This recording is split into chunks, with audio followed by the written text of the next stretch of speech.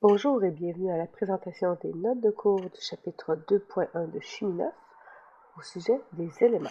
Alors, on va commencer par une petite définition du mot élément parce qu'on a parlé quand même quelques fois dans les keynotes précédents des mots éléments et composés, mais on n'a jamais vraiment défini c'était quoi un élément. Alors, un élément, c'est tout simplement une substance qui ne contient qu'une seule sorte d'atome. Donc, si on parle de l'oxygène, il y a juste de l'oxygène dedans. Donc, ça, c'est un exemple d'élément.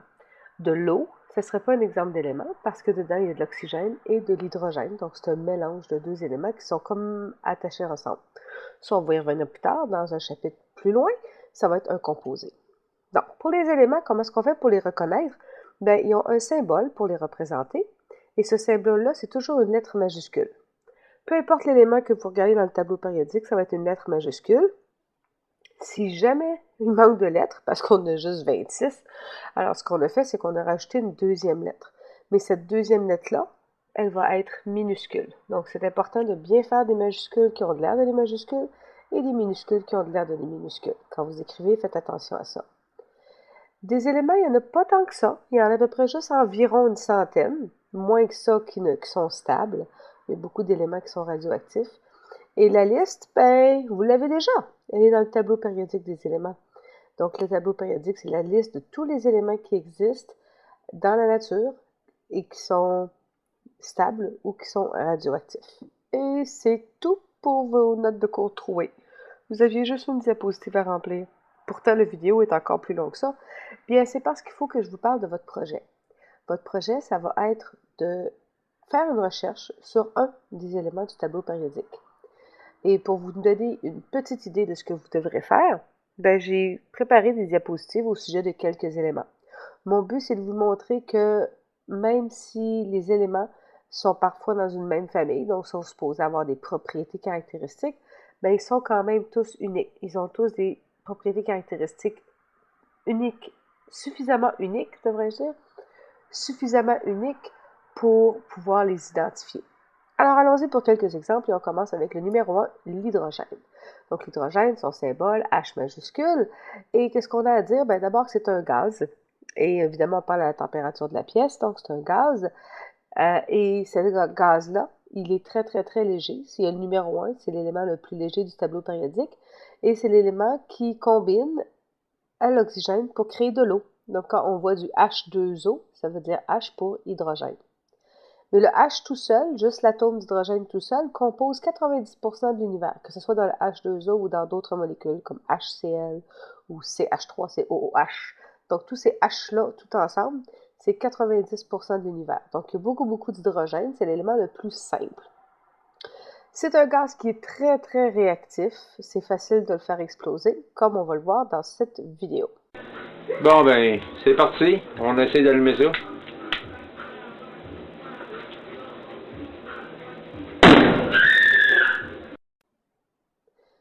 Pour l'oxygène maintenant. L'oxygène, ben, c'est aussi un gaz. Ce gaz-là, il est spécial, par exemple, parce que c'est un gaz qu'on respire. Donc, c'est essentiel à la vie. C'est le gaz qui est produit par les plantes dans la photosynthèse. Souvenez-vous, l'année passée, vous avez parlé des organites, entre autres les chloroplastes, qui sont dans les cellules végétales. Donc, c'est ces organites-là qui fabriquent l'oxygène par photosynthèse et que nous, on respire par la suite. L'oxygène est présent seulement à 21% dans l'atmosphère, par exemple. C'est pas le gaz majoritaire de notre atmosphère, mais 21%, c'est tout ce qu'il nous faut pour que nos poumons soient capables de bien fonctionner. Plus ou moins que ça, ben, nos poumons auraient de la difficulté. Et c'est l'autre élément qui fait du H2O, qui fait de l'eau. Donc le H tantôt c'était pour hydrogène, ben maintenant le O c'est pour oxygène. Donc vous voyez que c'est un O majuscule. Il va se combiner à plusieurs autres éléments facilement, quand même assez facilement, entre autres dans la combustion, c'est-à-dire le feu, et aussi l'oxydation, c'est-à-dire la rouille. Entre autres, la rouille du fer. Le fer, ben regardez son symbole, déjà c'est F majuscule et E minuscule, donc faites attention à bien écrire vos majuscules et vos minuscules. Et le fer, ben là on n'est plus dans les gaz, on est rendu dans les solides. C'est un métal qui est très robuste et qui peut être encore plus solide et plus quand on va faire des alliages avec, Donc, entre autres, on peut faire un alliage d'acier si on mélange du fer avec du carbone. Donc, mais c'est un bon métal qui est très, très utilisé en construction ou en fabrication de divers objets. Par contre, le problème, c'est que le métal, il rouille facilement. Donc, tantôt, le mot oxydation, ça voulait dire rouiller. Ça veut dire que le métal va se combiner à l'oxygène de l'air, puis il va former une molécule, un composé, qui, lui, n'est pas un métal robuste du tout. C'est comme rouge, hein? L'oxyde, on le voit sur certaines structures rouillées, comme ce tracteur-ci. Donc, la rouille, elle n'est pas un métal robuste. Fait que pour empêcher ça, ben, on va mettre de la peinture sur les voitures, on va mettre de la peinture sur les buildings et ça va protéger le fer pour empêcher que l'oxygène de l'air aille rouiller sur le fer. Donc ça, c'est un deuxième exemple d'élément. Vous voyez qu'il y a des propriétés caractéristiques très différentes de l'autre d'avant. Un autre, c'est le sodium. Donc, regardez bien le nom ici, le sodium, et son symbole, c'est Na. Donc, à prime abord, on pourrait penser que ça n'a pas rapport du tout, mais souvenez-vous que oui, nous, on parle français, mais c'est pas la majorité de la planète qui parle français. Et avant d'avoir les langues modernes, ben, il y avait les langues grecques et les autres langues de latin. Donc, il me semble que Na, ça veut dire natrium, qui est en latin, je crois. Donc, c'est quelque chose que vous allez devoir faire dans votre recherche. Donc, dire c'est quoi la provenance du symbole, surtout si le symbole est très différent comme ici. Et même aller plus loin et dire natrium, ça voulait dire quoi ça? Aller chercher la définition de ce mot-là, la traduction de ce mot-là, et voir c'est quoi le lien avec les propriétés caractéristiques de votre élément. Au sujet du sodium, donc c'est un métal qui est très mou et très réactif, tellement mou qu'on peut le couper avec un couteau. Vous pourriez essayer de couper la patte de la chaise avec un couteau, je ne suis pas sûre que ça fonctionnerait, mais couper un morceau de sodium avec un couteau, ça c'est facile. Donc le sodium, c'est un métal qui est très facile à faire fondre aussi. Seulement 98 degrés Celsius. On ne parle pas de 2, 3, 4 000 degrés, mais juste 98. Donc c'est assez facile de le faire fondre. Et c'est un métal qui explose en contact avec de l'eau, comme on va le voir dans cette vidéo.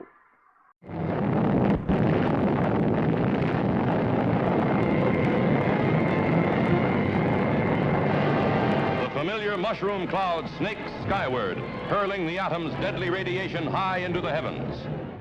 Now, sodium. So we have some sodium inside here. Oh, much better. Okay, there we go. Now you can see in the bottom of this, I don't know if you can see it or not, but there's sort of an oily liquid, but over on this side there is a blob of sodium metal. So what I'm going to do is take a beaker of water, and I made the statement that if you react these metals with water, you get an alkaline solution.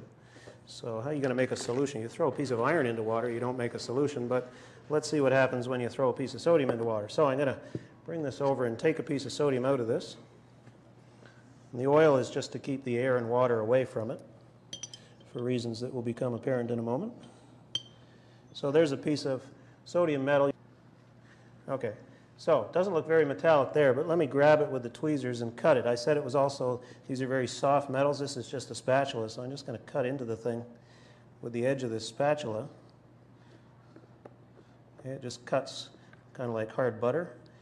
And then I'm going to tip this thing up so that you can see that it is actually a shiny metal. I don't know if you can see the shiny edge there down at the bottom. See that sort of glint down here. So this is a soft, shiny metal. That's kind of a big piece. I don't think I want to risk my life quite with a piece that big. Now, I said these things react with water to form an alkaline solution. So how can we prove that it's an alkaline solution? Well, I'll take the water here, and I'm going to put some acid-base indicator into it. So it's a little bit of phenolphthalein. This will turn pink if the solution becomes alkaline. Where'd my cover go? Okay, piece of sodium, metal, and water. Turns pink immediately, so you can see that this is an alkaline solution, hence the alkali metal. This reaction is violent enough that the thing actually catches fire.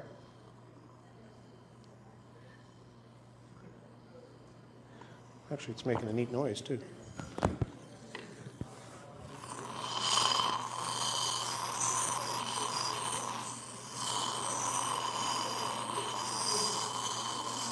So sizzles away. This is the type of reason that firemen want to know what's in your lab before they come.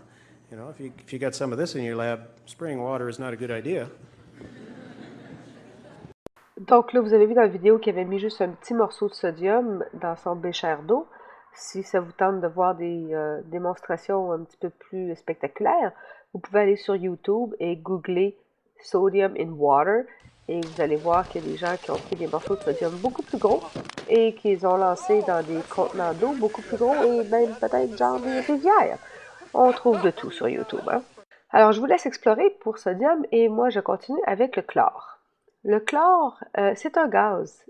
On pourrait penser que le chlore, c'est un liquide ou c'est une poudre parce qu'on en met dans nos piscines, mais le chlore, à son état d'élément, c'est un gaz et vous voyez que c'est un gaz qui est jaune. Ce qu'on met dans nos piscines, c'est pas un chlore d'état d'élément, c'est un chlore de sel. Donc, il est mélangé, il est pas mélangé, il est lié à un autre métal pour faire un composé. On va revenir plus tard au composé, pas de panique. Alors, commençons avec le chlore et son état d'élément. On l'a vu, c'est un gaz et c'est un gaz qui est jaune. Et c'est un gaz qui est aussi très, très réactif. Donc, c'est facile de le faire lier à un autre atome pour créer une molécule. Donc, sa couleur, elle est jaune à son état d'élément, mais quand il est rendu en molécule, c'est plus jaune du tout. Donc, les propriétés caractéristiques vont changer. C'est pour ça que qu'est-ce qu'on met dans nos piscines, c'est pas jaune. Okay? Pourquoi le mettre dans nos piscines? C'est parce qu'il y a un pouvoir désinfectant. Ça veut dire qu'il va tuer les germes. D'ailleurs, le chlore, c'est un halogène. On a dit que tous les éléments qui étaient dans cette famille-là avaient des propriétés germicides.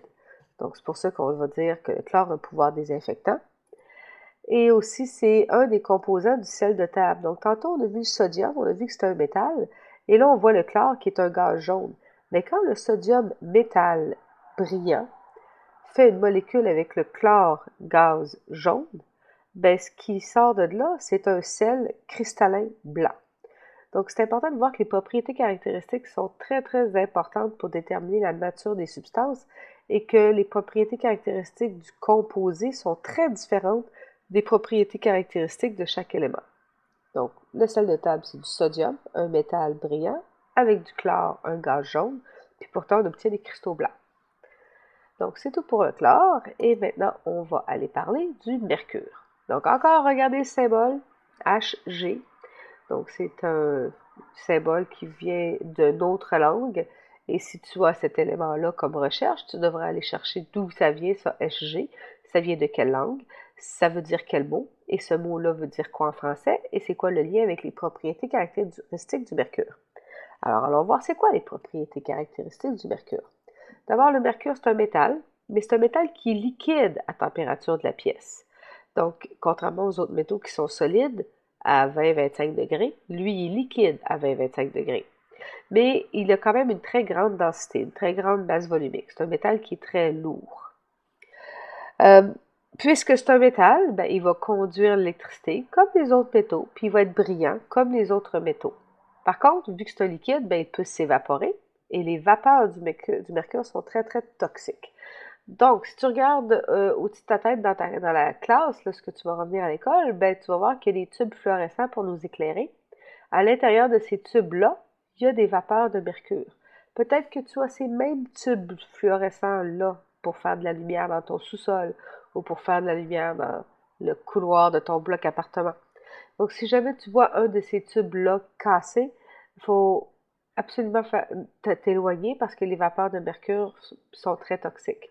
Si jamais tu as un de ces tubes-là qui ne fonctionne plus et que tu dois le changer pour un nouveau, eh bien, le vieux, c'est important de ne pas le jeter dans la poubelle parce qu'il pourrait casser et les vapeurs de mercure sont très toxiques, ça pourrait te rendre malade.